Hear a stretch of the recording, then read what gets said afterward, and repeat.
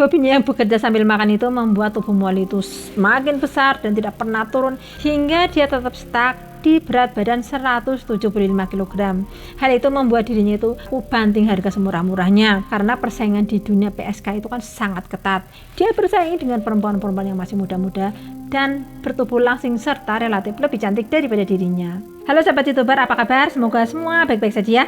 Terima kasih sudah klik video ini. Untuk kali ini saya akan merangkum 4 kisah PSK yang termenyedihkan dan paling terkenal karena keunikan-keunikan yang mereka miliki. Seperti yang kita ketahui ya teman-teman, yang namanya PSK itu sudah ada sejak zaman nabi-nabi. Jadi PSK itu pekerjaan tertua sepanjang sejarah.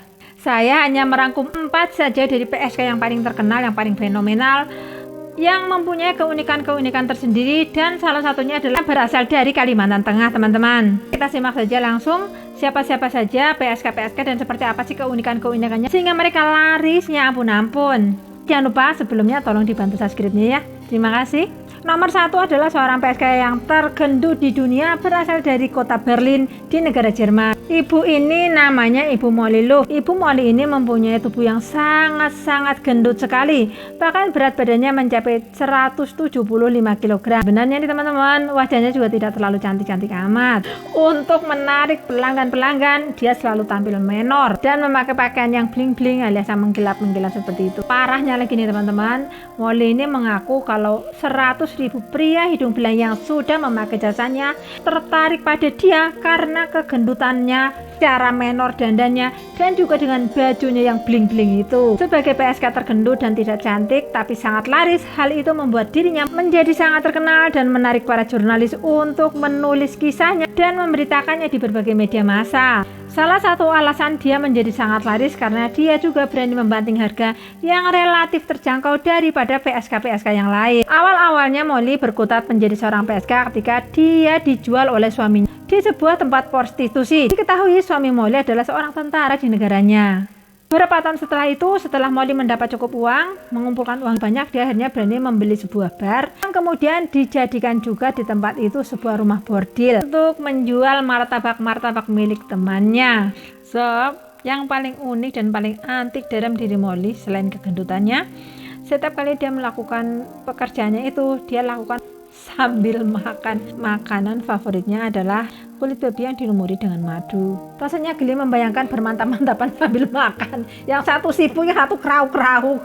Tapi pada tahun 2004 saat perekonomian Jerman merosot dan persaingan di dunia penggermuan semakin sengit, dia menjual rumah bordelnya, menjual barnya, dan beralih membuka toko kelontong walaupun pada akhirnya gagal. Tapi bukan bertobat atau beralih jugalan apa gitu, Molly justru kembali lagi menjadi seorang PSK. Dan pada tahun 2010, Molly pun meninggal dunia dikarenakan penyakit kanker usus yang dideritanya. Yang nomor 2 adalah PSK kembar. Louis dan Martin Fokken masuk dalam daftar PSK paling terkenal di dunia. Dua perempuan Belanda ini masih berjualan meski usia mereka mencapai 72 tahun. Sudah lebih dari 50 tahun mereka menjual martabaknya di Red District negara Belanda. Di tempat itu kedua nenek-nenek ini bersaing dengan para PSK yang usianya relatif lebih muda. Keputusan Louis menjadi seorang PSK dilatar belakangi kisah sedih saat dia masih berusia 20 tahun. Jadi saat dia berumur 20 tahun itu, Louis sudah menjadi ibu dari 3 orang anak. Suaminya adalah sosok yang sangat tega yang kerap melakukan kekerasan. Jadi suatu hari suami Louis ini mengantar istrinya ini ke rumah bordil dan memaksanya untuk menjadi seorang PSK.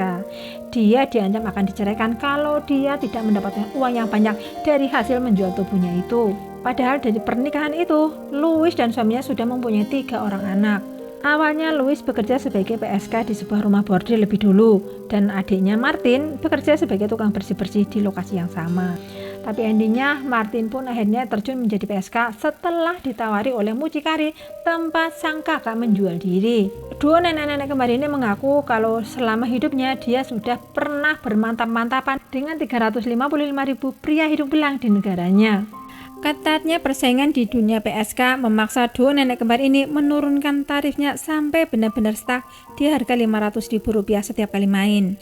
Sama seperti Ibu Molly dari Berlin tadi, ada juga jurnalis yang mendokumentasikan kisah dua PSK ini. Bahkan sampai difilmkan kisah hidup dua nenek ini menjadi PSK sejak muda di distrik merah Belanda. Mereka berhenti melayani pelanggan setelah menderita rematik yang membuat kedua kakinya kesakitan saat dibuka. Tapi karena mereka masih perlu makan, mereka berdua tetap menggoda pria-pria yang lewat untuk mendapatkan sedikit uang. PSK nomor 3 yang paling kasihan di dunia adalah PSK yang tertua di dunia. PSK turun-temurun dan pemecah rekor sebagai PSK paling tua nomor 1 sedunia.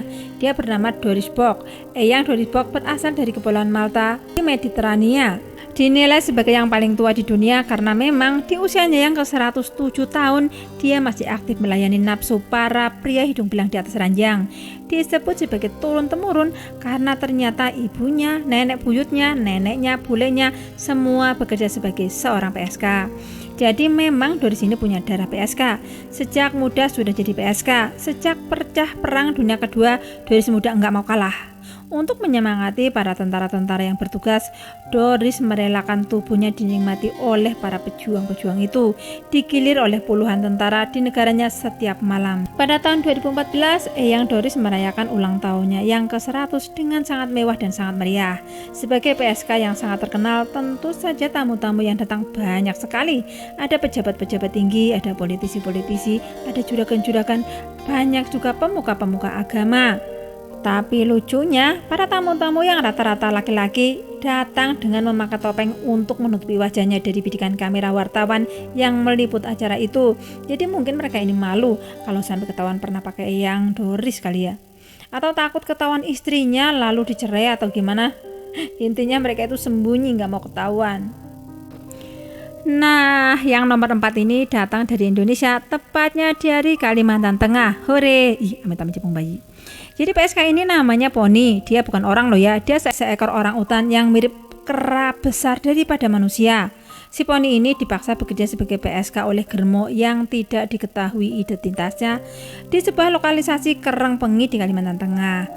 Kasus ini terungkap pada tahun 2007 silam teman-teman. Jadi sejak usia 5 tahun Poni sudah diajarkan melayani para pria hidung belang, diajari cara-caranya dan apa yang harus dilakukan bila sedang dipakai oleh para pria hidung belang. Germonya mengaku Poni adalah primadona di tempat usahanya. Meski banyak sekali pekerja seks manusia, banyak pria-pria hidung belang lebih memilih Poni. Sekali main Poni dibayar Rp35.000. Jauh lebih murah daripada PSK manusia. Hal itulah yang mungkin membuat pria-pria lebih memilih Poni daripada PSK manusia. Agar pelanggan tetap merasa nyaman, si Germo mencukur habis seluruh bulu-bulu di tubuh Poni. Hal itu membuat Poni mengalami iritasi kulit yang cukup parah. Germo memakaikan BH dan celana dalam serta menyemprot parfum. Karena ya apa juga kan namanya hewan pasti kan bau ya teman-teman, apalagi ini ada penyakit kulit. Jadi sang Germo memedaki Poni dan menyemprot parfumnya setiap hari untuk mengurangi bau pada tubuh Poni. Tapi biarpun sudah dibedaki, didandani, diparfumi, Poni tetap kelihatan orang hutan, tetap kelihatan seperti binatang. Jadi nggak seperti Badara Wuhi yang aslinya ular. Tapi saat bermantap-mantapan dia kelihatan sebagai wanita yang sangat cantik. Saat ditemukan organisasi penyelamatan orang hutan Borneo, Poni tengah dirantai dan terbaring di atas matras. Bahkan regu penyelamat sempat terlibat konflik bersenjata dengan warga karena Poni dianggap sebagai aset berharga dan sumber rezeki bagi warga desa.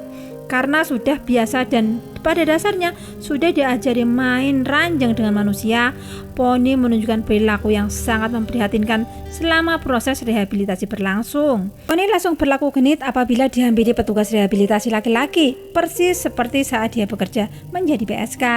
Bahkan Poni menolak dirawat oleh petugas perempuan. Poni juga tidak bisa mandiri akibat perlakuan bertahun-tahun yang diterimanya selama dia di tempat prostitusi. Dia selalu disuapi manusia setiap kali makan. Setelah berkali-kali gagal mencoba hidup liar sebagai orangutan, tapi kegigihan petugas dalam melatih Poni selama bertahun-tahun, akhirnya pada tahun 2013 Poni berhasil mandiri hidup di alam liar. Oke lah teman-teman, cukup sekian dulu ya. Itulah tadi 4 PSK unik, antik, dan terkasihan di dunia. Semoga keluarga kita dihindarkan dari aneka yang aneh-aneh seperti itu. Amit-amit jauh bayi kita ngomong. Jangan lupa like, komen, dan subscribe. Terima kasih.